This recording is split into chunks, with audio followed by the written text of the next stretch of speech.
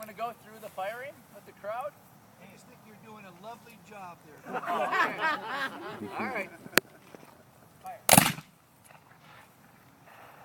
So point during the war where they went to all got into more uniform with everybody. They all eventually their uniform the colors of these numbers.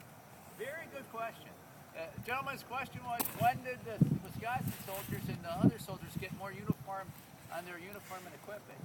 That would come actually with the changing of the generals. General McClellan, after this battle, becomes appointed. McClellan decides we're going to try to make everyone as uniform as possible that he could according to drill and their uniforms. So the Wisconsin soldiers in early October were issued a 9-button frog coat like Greg's wearing, a hat like Greg's wearing, and some of the soldiers got trousers like Greg's wearing, a light blue. The 2nd Wisconsin actually were issued dark blue trousers. So they had dark blue all the way up to the end of 1862. So it wasn't quite completely uniform. Fire by file. Commence firing. Now they're firing by file. They work in a partner of 2. Again, the idea is to spread the enemy out, not all have all your weapons unloaded.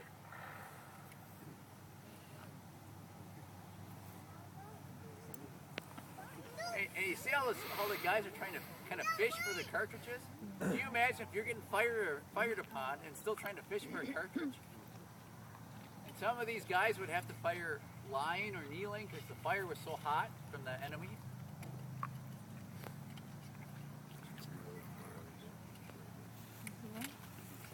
You want to go walk? I have a question. Sure. What would happen to a left-handed shooter? A good question. Left-handed shooter. All right, Mike, you go tell him. Alexander. There was no left-handedness allowed.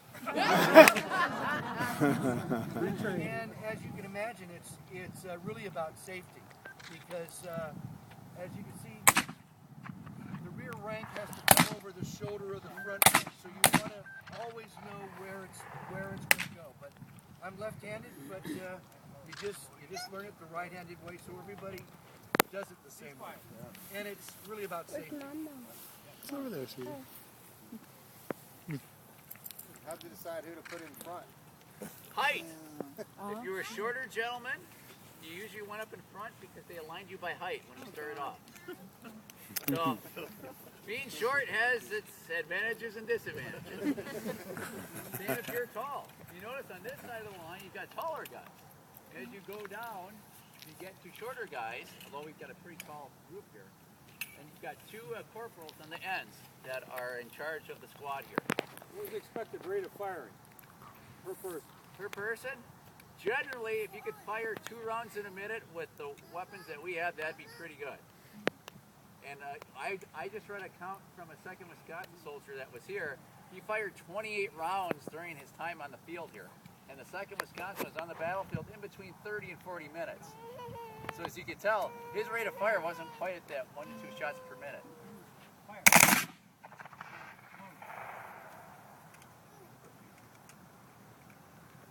Nice job, Ed. How did they decide when they were going to shoot, the front group and the back group? And Box that sorry, Tom mentioned. Oh, it's okay. We don't have rounds in ours because we're standing here with you folks, but essentially they were just leather, flipped over that way, and then inside of them were tins, and you would have rounds on each side, and then you'd have rounds on this side. So you'd have 2 tins. Essentially, this is a crew fire protection method, so they aren't just rattling around inside of that a spark can come in and ignite everything. So in those gentlemen's tins, they each have 10. Well, they had 10 rounds when we first began, and of course it's just the powder. It isn't. You have to go purple? You sure? You have to go purple, sweetie? Excuse me, Alexander. Very good question. The 2nd Wisconsin was one of the unique regiments that in the Federal Army was clothed in gray. The Confederates were also clothed in blue and gray. So there was such a mess of confusion. And the 2nd Wisconsin was actually fired upon by their own brigade regiments. 69th and 79th New York fired in the back of the 2nd Wisconsin as they were coming up Henry Hill. That was the disadvantage. There was so much confusion. So they thought, Wisconsin thought better, and after this war and McClellan's changes, they went to having blue sack coats with the 8th Wisconsin and greater.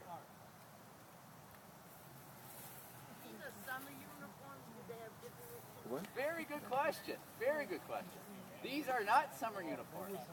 Historically, it's actually so cold the week before that the 2nd Wisconsin packed up their cottonade uniforms and they shipped them back and they hung on to the heavy woolen coats they were issued while at Camp Randall in Madison, Wisconsin. Very good question. Did you have a question? No, I'm good. Thanks. Tired of standing?